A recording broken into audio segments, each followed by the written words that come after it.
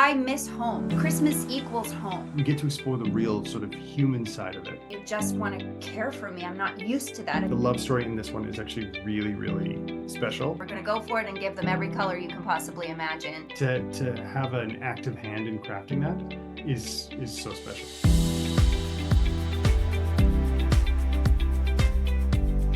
Hi, everyone. A bit of a different type of podcast this time. I got the opportunity to hang out with several other podcasters as we chatted with Sarah Drew and Peter Mooney leading up to the season finale of Mistletoe Murders. So you're going to get to hear a few questions that I asked. I hope you enjoy this podcast and be sure to check out Mistletoe Murders on Hallmark Plus. Enjoy. Sarah, you've shared that you want to tell stories that the people who are watching feel seen. So I'm curious, how do both of you see each of your characters as someone that we can relate to? That's a great question. I think for Emily, somebody asked me when I really loved or what made me fall in love with my character, and I will say it is season 1, end of episode 4, when he finally gets out of me why I love Christmas so much. And it's so surprising because it's not just like candy canes and mistletoe. It's like I miss home. Christmas equals home to me. I had a home and then my home was ripped away from me. And so for the last however many years, Emily has just been on this search and this quest to find her people and find her place.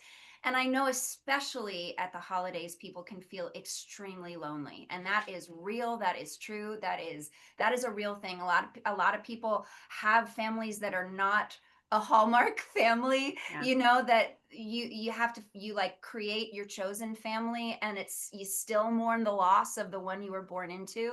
And I think for Emily, I get to tell a story about someone who feels that loneliness and has that longing for that place to belong. So anyone out there who is experiencing that kind of loneliness, I think can really find themselves and see themselves in Emily's journey. That's so good. Peter? Yeah, I think for me, it's Sam is someone who is a bit reserved. I think he's shrunk down his life essentially to him and his daughter and his job, and that's it. And it's this interaction, it's Emily coming into his life that kind of forces him to crack open and reevaluate. But it's not an easy process. And I think for people, that's a familiar thing, like the feeling like you want to open up, you want to get closer to someone, but it's been a long time and you're a bit rusty and not great at it. And those walls come back up much easier than they go down. So I think that's something that people can relate to and recognize in him. And it's something that's so fun to play again over a series where it's not like we're wanting to resolve that inside of the 2 hours of a movie.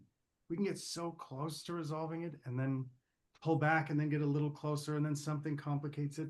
Like we get to explore the real sort of human side of it when we're afforded like a little bit more time like this. So good. Thanks. That's really good too. No, that's great. That's good. All right. Can we talk love story for a second? Sure. Absolutely. So, speaking of the love story, there's this tension that simmers underneath sometimes the frustration between the two characters. But I'm curious, what was the conversation like about what, with this love story, had to be done right? What was most important in this love story? For me, I think it was when you separate and are still raising a teenage daughter together, you want to make sure that your channels of communication are clear. Are we not talking about that love story? No, I'm sorry. I could see in the twinkle in his eye that he was starting a joke, which is why I said, "Are you doing a joke right now?" Because I saw it happening. I was going to go with it. Everybody just went with it because that's what happens. Would you like to answer that, Norm? I'm going to cut that one off my list. Doesn't work. Yeah, trying to. I think for me, the love story in this one is actually really, really special, which is why I make a joke because I feel vulnerable talking about it. Because there's something they're both so vulnerable and so guarded. And to have two people that are at such extremes of both of those things trying to navigate coming together is really beautiful. And I think something that, so many people in the audience can relate to, trying to navigate those difficult relationships and facing the question of like, is this too much to even make this possible? I also think there's like such a kindness about both of them. Like at the core of their being, they are endeavoring and are just truly kind human beings. And so that's also what makes it, because sometimes people who are extremely kind can be walked all over in this world. And so that is kind of a scary thing that adds to that vulnerability. I think for me, first season there was talk, actually one of our drafts of our script, that scene that I shared where I tell my story. Originally, it was written that he kisses her after she tells the story. And I actually fought like I was going to die on a hill about it. And I said, no, that this is a moment where she is offering something so fragile and precious to him.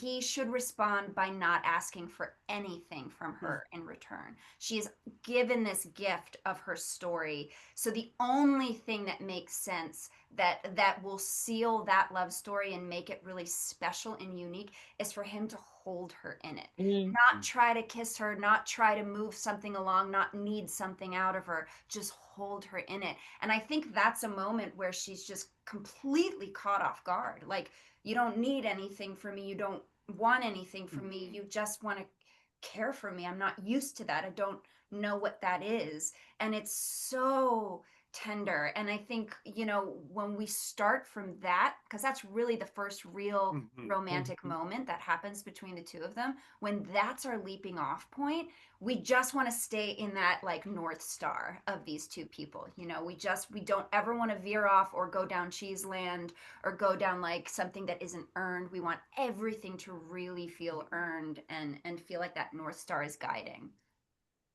Well, thanks for fighting for that moment because it was perfect. It's one of my Oh, that's favorite amazing. moments of, Yeah. of both seasons. I think it was so, and it was like the most epic hug. And I remember them telling me, our creator and producer telling me that they were like, and we're keeping that whole hug in. I don't care how long it is. I don't care if it's 45 seconds to a minute long, and we have to shave. We're going to shave minutes off somewhere else. That whole hug is staying in because it's so exactly what her Yeah. nervous system and heart needs. When you are fragile like that, you just need a good hug. You know. So, this series has everything that we want in a Hallmark, but there are plenty of moments where there's some riskier moves, whether it's the romance or the mystery side of it. So, I'm curious what those conversations were like about how far to push the romance or the mystery. I think the audience is loving it and hungry for it. And so there's certain things, lines we are not allowed to cross, and that is very clear, but has always been clear from the beginning. But I keep my suspenders buttoned.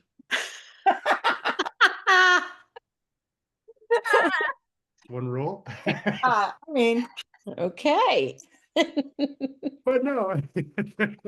May- I Maybe, derailed your very good answer to a very good question. No, it was good. It was perfect. There are some lines we are not allowed to cross, but within the confines of the script, as long if it's in the script and it's been approved and it's run up the flagpole, we are going to go for it. We're going to go for it and give them every color you can possibly imagine, and then they can choose whether to tame it down or cut it down or whatever. But they never do because they really like it. Everybody really likes it. It's really, yeah. I think all of the ways we've pushed the boundaries a little bit have none of them have been too much for our audience. Our audience has in fact been going, yes, yes, yes, we love this. Give us more of this.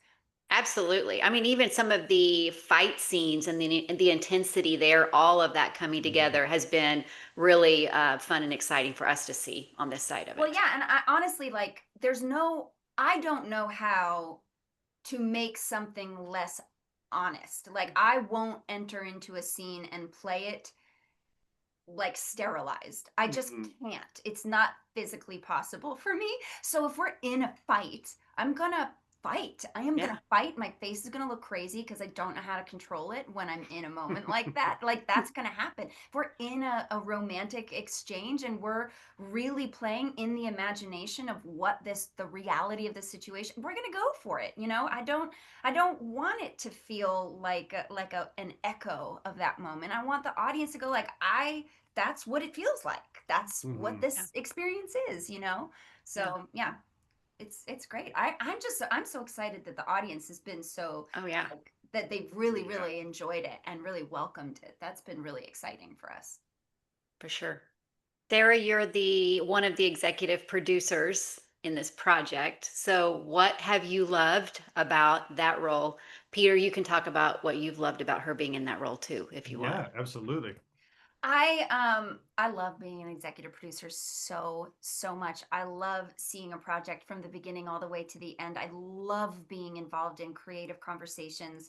I think what I really bring to the table on this show, first of all, I when I came on as EP, I said I really want to help pick out Sam. That's very important to me.